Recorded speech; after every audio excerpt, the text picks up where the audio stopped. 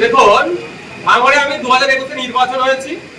ভাঙড়ে তৃণমূল কংগ্রেসের নেতৃত্ব, আইএসএফ নেতৃত্ব, সিপিএম, কংগ্রেস বিভিন্ন দলের নেতৃত্ব আছে। রাজনৈতিক টেনশন ছিল, কিন্তু যেই থেকে শওকত মোল্লাকে অবজারভার করা হলো সেই থেকে রাজনৈতিক টেনশনটা অবৈধ পন্থা অবলম্বন করে মারামারি, হানাহানি, খুনোখুনির দিকে চলে গেল, নিয়ে পুরা চলে গেল। আপনারা দেখুন, পঞ্চায়েত নির্বাচনে কিভাবে বোমগুলি, পিস্তল দিয়ে আইএসএফ সহ সাধারণ মানুষের উপর আক্রমণ চালিয়েছে, তাদের ভোটাধিকার কেড়েছে। লোকসভা নির্বাচনেও এই প্রাণগঞ্জ, জাগলগাছি, তারপরে আপনার নারায়ণপুর অঞ্চলে কিভাবে ভোট লুট করেছে।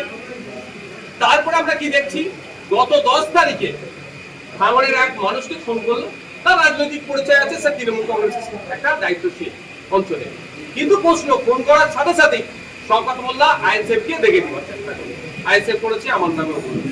কিন্তু দেখুন, লাস্ট আপডেট যেটা আমার কাছে আছে, যে যাকে খুন করেছে রাজ্জাক খান, একদা তিনি আরাবুল সাহেব ঘনিষ্ঠ ছিলেন, এখন শওকত সাহেব বলতেন তিনি শওকত ঘনিষ্ঠ। তাহলে আর যাকে গ্রেফতার করেছে মুফাজ্জল মোল্লা, সেও আবার শওকত সাহেব ঘনিষ্ঠ। তাহলে এটাকে পুরো স্পষ্ট হচ্ছে কোন একটা লেনদেন বা কেউ এগিয়ে আসছে, নেতৃত্ব যাকে উঠে আসছে, এটা সহ্য করতে পারেনি। গোষ্ঠী কন্দলের কারণে খুন হতে হলো ভাঙড়ের একটি তরতাজা যুবককে। আমি বিধায়ক হিসাবে কন্ডেম করছি, যারা খুন করেছে সর্বোচ্চ শাস্তি তাদের দাবি করতে চাইছি, এবং সাথে সাথে এই খুনের সাথে যারা যুক্ত কেউ না ছাড় পায়।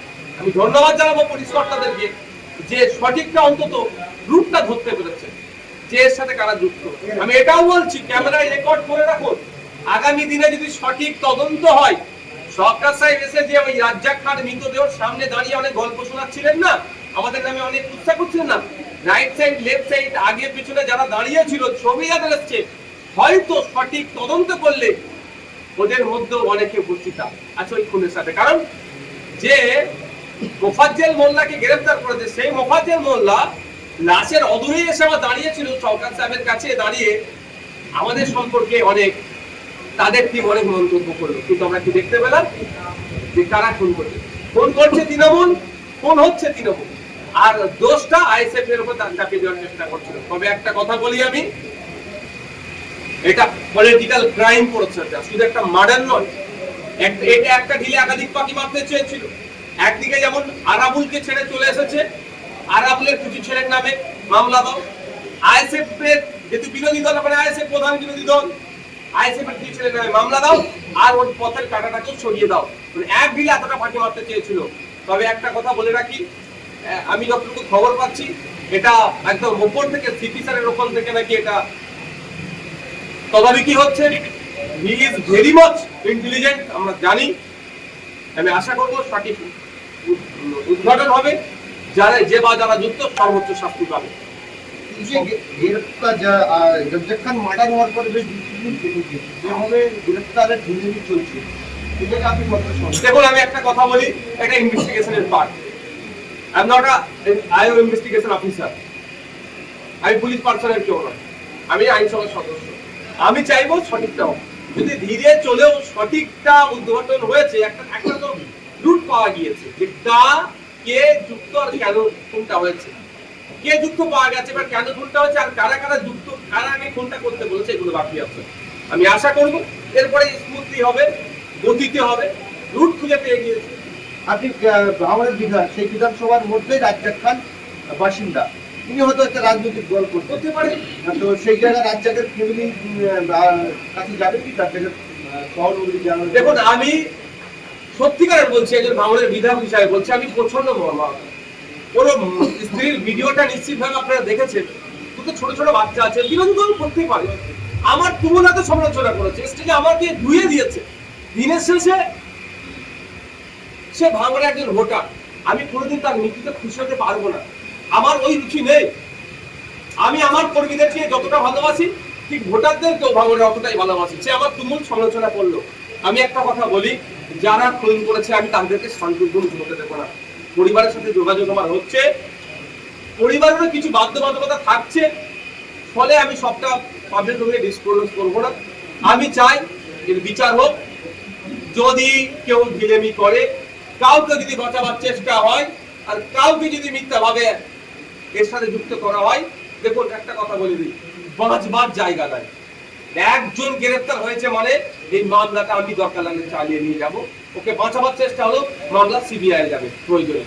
তখন আবার এই মোফাজ্জল মোল্লাকে খুঁজে বার করবে, আবার ওই যে দুটো বাইকে চেপে ঘুরে গিয়েছিল তাদেরকে খুঁজে বার করবে, আবার ওই জিয়ারুল না কি রেজাউল কি নাম একটা আরেকজন জহিরুলকে খুঁজে বার করবে।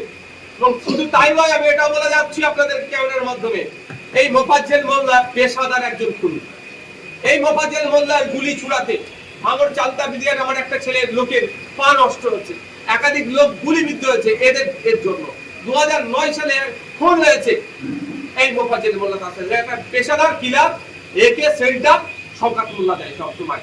শুধু তাই নয়, এ খুন করার 8 ঘন্টা আগে পরে কোথায় ছিল এর মোবাইলের লোকেশনে সিডিআর খুলতে পাওয়া যাবে, তৃণমূলের কোন নেতার অফিসের মধ্যে কি অফিসের বাইরে কোন নেতার সাথে কথা বলে সেটা পাওয়া যাবে। সুতরাং ছাড়ের জায়গা নেই, রুট পাওয়া গিয়েছে, রুটটাকে ধরে এগোবো। আমি আবারও বলছি, ও তৃণমূল করে বিজেপি করে আমার দেখার দরকার নেই। ও ভাঙর রাজ্জাক্কা, ভাঙরের ভোটার, আমাদের ভোটার, আমি ওর প্রতিনিধি, আমারও দায়িত্ব আছে ওর পরিবারকে বিচার পাইয়ে দেওয়ার। এই লড়াই চলবে যতদিন না ওই পরিবার ন্যায় পাচ্ছে, প্রয়োজনে আমি আইনি লড়াই করবো, পরিবারকে ন্যায় আমি পাওয়াবো।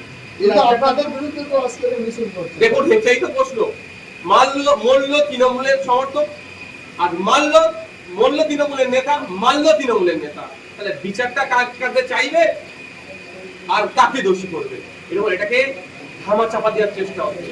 আপনি বললেন না এত ঘন্টা পার হয়ে গেল, এতক্ষণ পরে কেন অ্যারেস্ট দেখাচ্ছে, দেখুন কিছু প্রসিডিওর তাদের হয়তো আছে, আইনি ব্যাপারটা আমি বলতে পারবো না, কিন্তু সলিড জায়গায় তো ঘাটা দিয়েছে। এটা তো ভাঙড়ের মানুষ নিশ্চিত কে বা কারা খুন করেছে।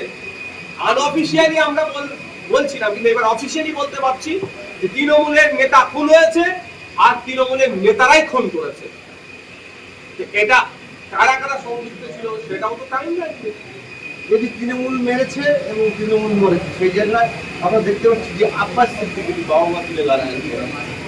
আমি একটা কথা বলছি, এই প্রশ্ন বলছে আমি আর 24 ঘন্টা অপেক্ষা করছি, ওই ব্যক্তিটি প্রকাশ্যে এসে যদি এই বক্তব্য প্রত্যাহার এবং এই বক্তব্য তার ভুল হয়েছে এই মর্মে তিনি না বলেন, আমি আব্বাস সিদ্দিকীর ছোট ভাই নওশাদ সিদ্দিকী বলছি, ওনাকে আমার কোন কোন জায়গায় আইনি লড়াই করতে হবে আপ টু দিল্লি পর্যন্ত, আমি ওনাকে ছাড়বো না। আমি রাজনৈতিক সৌজন্যতাকে পছন্দ করি, প্রাধান্য দিই। আমার ভুল থাকলে আপনি আমাকে রাজনৈতিক ভাবে প্রতিহত করবেন। শব্দ চয়নের ক্ষেত্রে আপনি যে মাত্রা ছাড়িয়েছেন এটা ছেড়ে কথা বলবো না। তবে হ্যাঁ, আমি কাটা তোলা দুর্গন্ধ চাপা দেওয়ার পক্ষে নয়, আমি আইনি লড়াই করবো। আইনি লড়াই যে কি ভয়ঙ্কর লড়াই হবে উনি বুঝতে পারছেন না। সিরেফ একটা মানহানি মামলা নয়, আরো কিছু পদক্ষেপ আমি আইনি লড়াই নেবো, যেটা থেকে ওই আহসান মোল্লার ভাই কে আছে সে পরিত্রাণ পাবে না। আহসান মোল্লার 14 পুরুষ ওকে বাঁচাতে পারবে না আইনি লড়াই, আমি চ্যালেঞ্জ করে গেলাম। হ্যাঁ, আর একটা কথা বললাম, উনি উত্তেজনাবশত যে কথা বলেছেন, আমি 24 ঘন্টা সময় দিচ্ছি, উনি আজ থেকে 24 ঘন্টা যে উনি ওনার বক্তব্য প্রত্যাহার করে নেন। আমরা আমাদের একটা পরিবারের একটা লেগেসি আছে, ঐতিহ্য আছে, সেই জায়গাটা থেকে দাঁড়িয়ে আমরা খবর নজরে দিচ্ছি। আপনাকে তো ভেতর রাখবো বলেছে, ওর বাবা হচ্ছে শওকত মোল্লা, বলছি ওর বাবা শওকত মোল্লা আর ওদের নেত্রী মমতা ব্যানার্জি, তাদের ক্ষমতা থাকে না আমাদের রাখতে পারে। 26-এর বিধানসভা এগিয়ে খুব বেশি। আমি 1 নম্বর ব্লক ওই জন্য এসেছি, ওই জন্য আমি 1 নম্বর ব্লকে এসেছি। ওরা যেখানে উঠা বসা করে, ওরা যেখানে দায়িত্ব ছিল সেখানে এসেছি করতে পারে। 26-এর বিধানসভা আর বেশি বাড়বে, ইতিমধ্যেই ভাঙড়ের উত্তেজনা বাড়ছে। এই বিধানসভা শান্তিপূর্ণ শুধু ভাঙড়ে নয়, মালদাতে যেমন গতকালকে তৃণমূলের এক নেতাকে ফোন করে ঢেকে খুন করেছে তার দলের নেতা। মালদাতে দেখুন সারা জায়গায় হিংসা। আমি চাই শুধু ভাঙড়ের মানুষ শান্তি থাকুক এটা নয়, সারা রাজ্যের মানুষ শান্তি থাকুক। অবৈধ অস্ত্রশস্ত্র যা আছে সেন্ট্রাল ফোর্স স্টেট ফোর্সকে নিয়ে যৌথ অভিযান চালানো, চিরুনি তল্লাশি হোক, প্রথম ভাঙড় দিয়ে শুরু, যত অবৈধ অস্ত্রশস্ত্র আছে চিরুনি তল্লাশি করে সব তুলে নিয়ে। আমি চাই ভাঙড়ের মানুষ সুখে শান্তি থাকুক, হিংসা বিদ্বেষ মুক্ত থাকুক, রাজ্যের মানুষ শান্তি থাকুক, হিংসা। পশ্চিমবাংলায় ভোট আসলে বিভিন্ন রকম ভাবে মাননীয় মুখ্যমন্ত্রী আহত হয়, কিন্তু ভোটের ছাব্বিশে ভোটের আগে আর মুখ্যমন্ত্রী আহত হচ্ছে না, বিভিন্ন টিএমসি নেতারা খুন হচ্ছে। এটা ভালো সিস্টেম নয়, এটা খারাপ সিস্টেম। টিএমসি নেতা খুন হয়েছে বলে আমি খুশি একবারের জন্য হবো না। তারও পরিবার পরিজন আছে, তারও বাচ্চা আছে, তারও ফ্যামিলি আছে, তারও স্ত্রী আছে, কারো মা বাবা আছে, তারা কতটা ক্ষতিগ্রস্ত হচ্ছে, এটা বন্ধ হওয়ার পক্ষে। কোন দলই হোক না কেন, আমি এই হিংসা রাজনীতি করার পক্ষে নয়। টিএমসি নেতা খুন হয়েছে, টিএমসি খুন করেছে বলে আমি খুব খুশি হব, আমি ওই ধরনের মানসিকতা নিয়ে চলি। খুবই আমি ব্যথিত, আমি দুঃখিত যে আমি একজন ভাঙড়ের জনপ্রতিনিধি হিসাবে আমি এই খুনগুলোকে আটকাতে পারছি না। কারণ আমার হাতে ল অ্যান্ড অর্ডার নয়। যদি ল অ্যান্ড অর্ডার থাকতো না, এগুলোকে আমি সাইজ করে ফেলতাম। আমি ওইগুলো মর্মাহত যে আমাদের ভাঙড়ে মানুষ খুন হয়ে যায়, মানুষের একটা প্রাণের দাম নাই। ওনার সাথে ওরা হয়তো রাজনৈতিক কোনো গণিমনা হয়নি, হয়তো কোনো প্রজেক্ট নিয়ে গণিমনা হয়নি, তাহলে মানে একটা মানুষকে মেরে দিতে হবে? ওর দুটো বাচ্চা আছে, স্ত্রী আছে, ভাইরা আছে, পরিবার পরিজন আছে, তারা তো আজকে কোথায় পথে বসলো?